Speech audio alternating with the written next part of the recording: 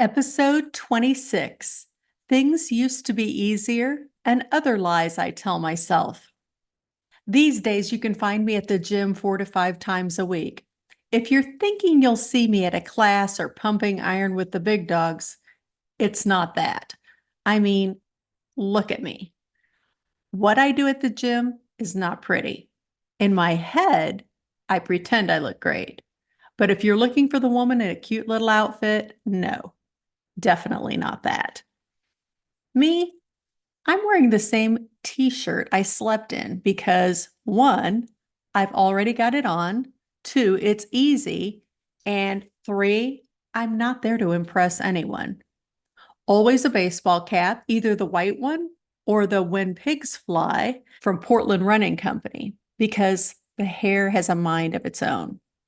As I walk the 7 blocks to the gym, I decide if I'm going to lift back, biceps, chest, and triceps, or glutes, hamstrings, and calves. I figure at my elementary stage, that's about all I can tackle, although occasionally I'll stretch. We've had only one vehicle for over a decade, and it's rarely a challenge since we live downtown in the heart of Portland. We walk everywhere for errands, for fun, and for exercise. And it shows at the gym. I feel like my legs are very strong.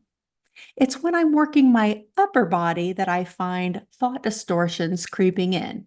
If you're unfamiliar with the term, these are the thoughts that are either untrue or unhelpful, or in my case, both. My thoughts tend towards how lifting weights at the gym used to be easier, how I could lift more, how I didn't have to baby my injured left shoulder. How do I feel when I'm thinking these thoughts? Deflated. I want to quit. In fact, that's why I think my brain is serving them up to me in the first place. It gives me an excuse to quit.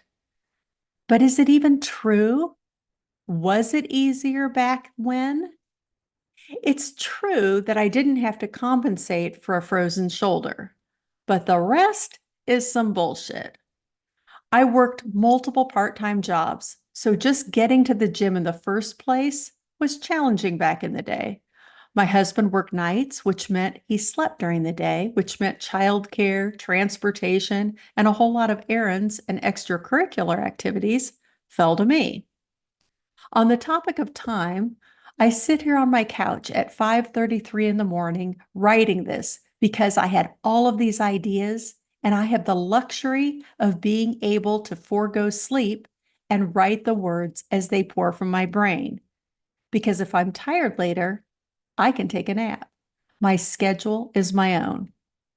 15 years ago, I might have had a good idea, but I would have been forced to go back to sleep because there was a schedule to keep. Actually, there was a time when I had to be at my first job at 6 in the morning so I could leave at 10 to go to my second job. I would never have had the luxury of getting up and capturing thoughts in the moment. Now my kids are grown. My schedule's my own. Time is no longer a factor. Back in the day, we didn't always have gym memberships because money was often tight. So to save, we'd let the membership go.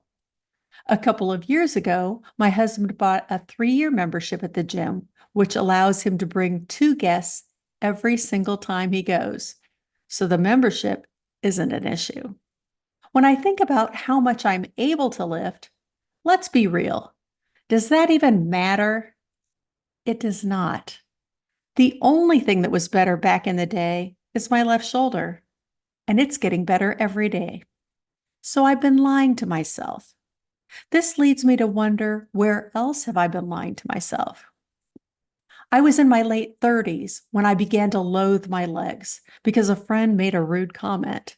So I covered them up, never to be seen for another 20 years. What a waste. As if they looked better then. Did they actually look better then? What changed? My thoughts about them changed. Looking back, I'd tell my younger self to wear the damn bikini and never take it off. I've always had a tendency to think things will be better when. Anyone else?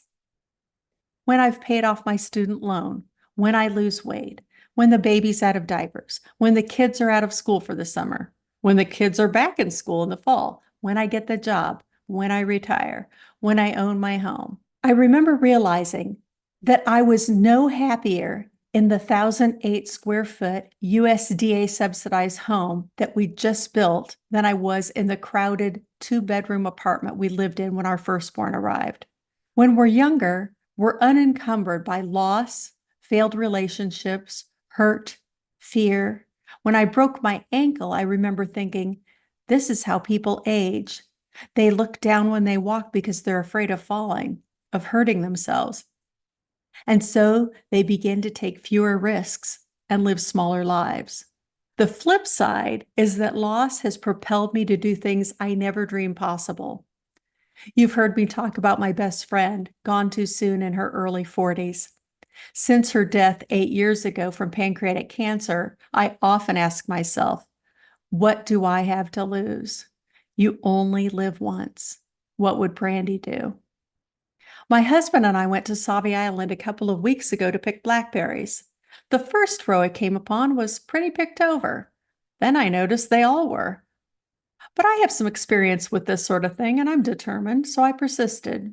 The rows appeared to be full of unripe red berries, but if you pull back the stems, there are often berries on the underside. You see what you look for. If you're looking for red berries, you'll see them. But if you're looking for large, ripe blackberries, you'll find them too.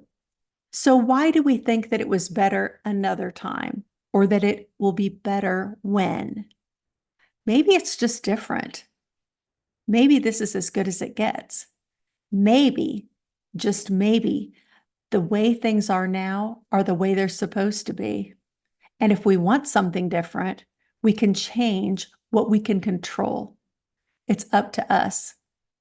It's also up to us to be grateful for this moment. I'm grateful to be wiser, to be older, to be in my no fucks given era. I wouldn't go back for all the tea in China, not even if it meant I could live in that bikini. I'm also grateful to all of you. Thank you for listening to My Act 4, and thank you for sharing the podcast with a friend. I appreciate you. I'll see you next week.